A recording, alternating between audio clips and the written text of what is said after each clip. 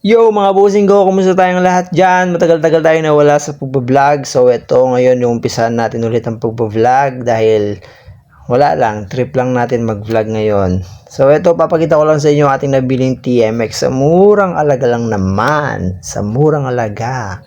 Ayan, makikita nyo, pwede na siyang itapon. De, joke lang, hindi naman pwedeng itapon yan. Sabi nga nila, may pera sa basura.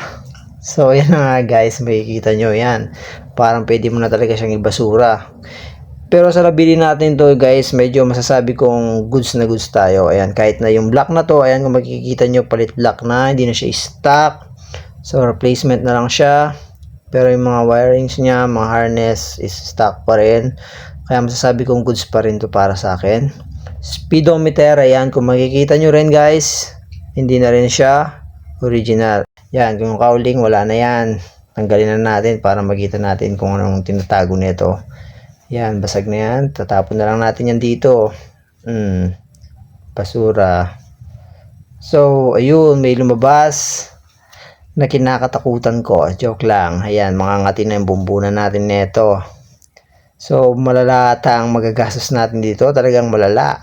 Wasak ang bulsa. Ayan. Ito pa. Nakalitaw. Yan, ganda ng ikot ng gulong. Gulong lang ata ang magandang ikot. Ang pera natin hindi naiikot dito. Ayan, sa sobrang daming magagastos. So, ayan, para sa akin, goods naman. Wala na magiging problema kasi restore naman natin to. So, mag-enjoy naman tayo sa pagre-restore. Okay lang sa atin yan. Sulit naman. Ayan, makikita nyo mga under guys. Napaka-smooth ng under nito sa personal. Napakaganda. May konting kaldag lang naman pero madali lang sa atin yan kahit papaano naman. Nakakaintindi na naman tayo kahit papaano. Hindi naman tayo masyadong magaling pero nakakaintindi lang naman tayo. So ayan. Yung andar napaka-smooth. Ayan. Tahimik. Kaya masasabi kong maganda to. Don't judge the book by its cover. Ika nga. Ayan no. Diba? Makikita nyo sa labas. Ayan. Napakadungis. Pero pag pinaandar nyo yan, talagang mapapasariwa ka. Ayan. So, bibigyan lang natin naman ng kaunting mundo.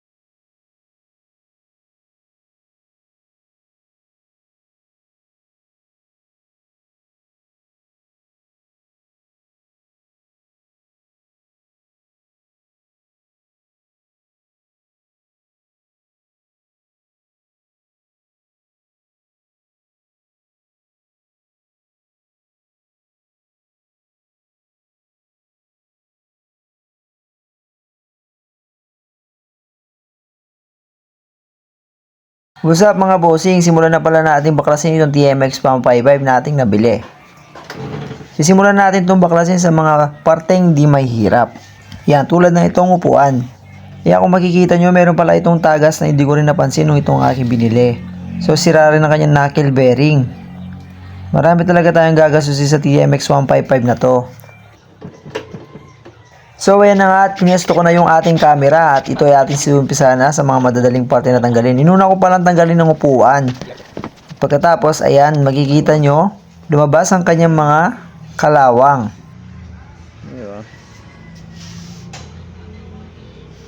So ayan nasa 2% pala na tayo sa pagtatanggal ng mga pyesa. Tinanggal ko na rin ang tangke, napakasariwa pa rin sa loob. Sa nakita ko pala stock pa rin kanyang ignition switch at kanyang CDI.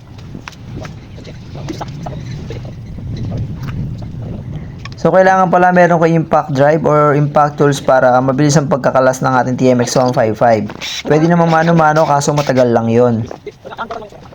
So, ayan para hindi kayo magkalituan pagsama-sama yung mga parting magkakasama-sama para hindi tayo malito sa pagbabalik nito kapag ito ay ating buuin na.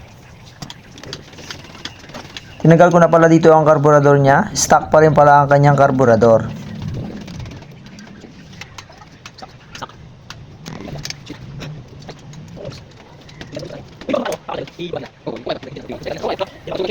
Sa parte pa lang ito guys, natanggal na natin lahat ng mga madadaling tanggalin. So nandito na tayo sa mga mahihirap na tanggalin. So dito kailangan na natin ng tulong ng ating kaibigan, si Bossing Rex. So nahihiya pa siya sa camera dahil baka daw siya ay ma-discover.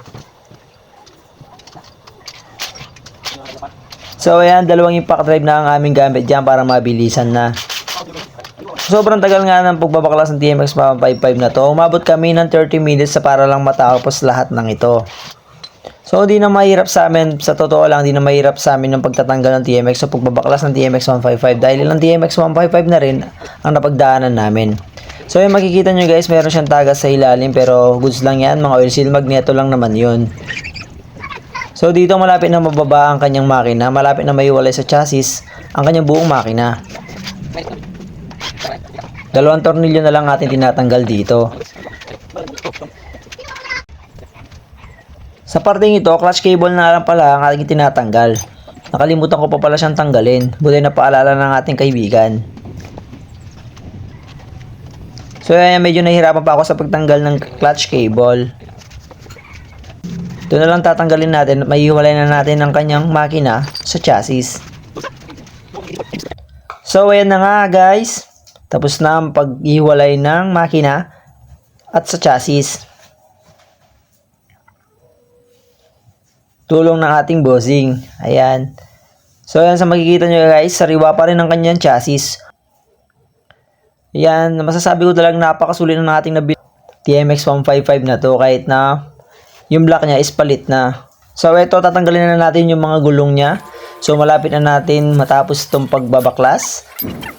Nasa 50% na pala tayo guys. So yan, kabilaan na ang aming pagbabaklas. Si Rex naman ay sa kabila. Siya magbabaklas sa harap at ako naman sa likod para mabilis ang trabaho. So dahil dalawa ang impact drive namin, mabilis talaga ang trabaho. Medyo maproseso lang talaga ang pagbabaklas ng TMX 155 dahil sa napakarami nitong mga bolts and nuts syempre. Pero napakasulit, nakaka-enjoy naman magbaklas. So marami po palang pagdadaanan ng TMX 155 natin dahil napakarami natin pipinturahan pa dito. So pag pipintura pala natin dito, gagamitin na lang natin ay mga Boss Nina, Spray Can at Samurai. So budget meal lang pala to. Papakita ko lang sa inyo kung ano ang aking mga gagamitin na budget meal. Kasi marami sa atin na hindi kaya ang Ansal or yung mga compressor ang gamit. Meron naman tayong compressors pero syempre dito tayo sa budget meal lang. Papakita ko lang sa inyo kung ano yung mga ginagamit namin sa budget meal. So meron tayong dalawang pagpipilian dito, budget meal or yung compressor. Quality naman ng budget meal basta nasa gumagamit lang to at nag-aalaga. At syempre maraming magtataka dyan na mga pintor na bakit boss di pa ang ginamit natin dito sa TMX 155 or ba't Samurai pa. So ang Samurai di rin naman takot sa gas yun, kaya pwede rin naman siya. So ayan guys,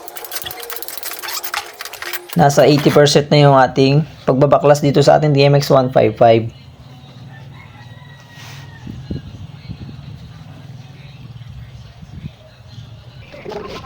So dito harap na lang pala yung ating tatanggalin.